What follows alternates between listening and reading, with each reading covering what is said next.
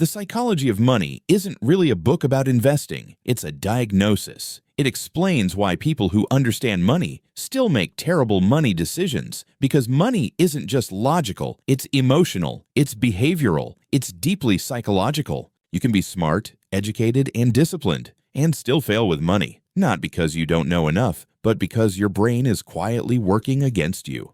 This isn't a finance problem, it's a psychology problem. You can read every investing book, follow every strategy, memorize every rule, but if you don't understand your emotions around money, you'll keep repeating the same mistakes over and over again.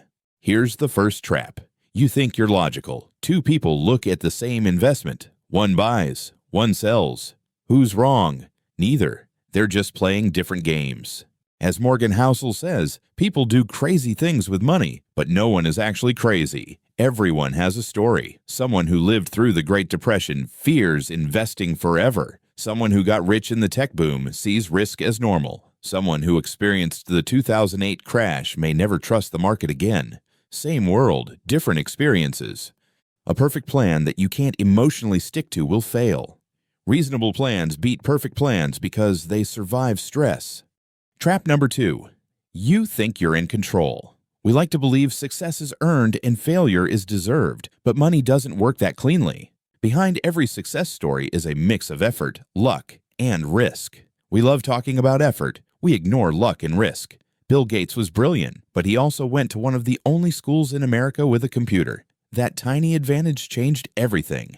Don't take all the credit when things go right. Don't take all the blame when they don't. Trap number 3. You believe stories, not statistics. Someone wins the lottery, and suddenly buying a ticket feels smart. You don't imagine the millions who lost.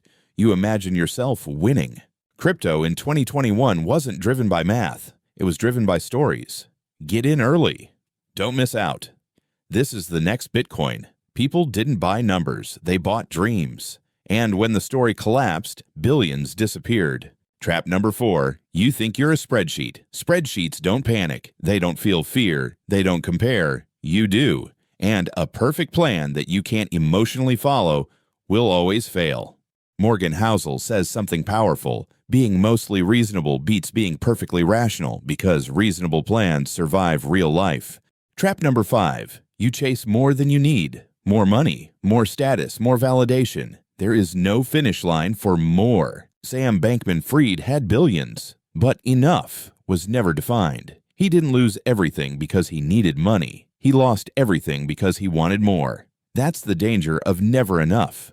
Looking rich is spending money. Being wealthy is not spending it. Real wealth is invisible. It's the money you didn't spend that gives you freedom, time, and peace of mind. Warren Buffett made most of his money after age 65, not because he chased big wins, but because he stayed in the game.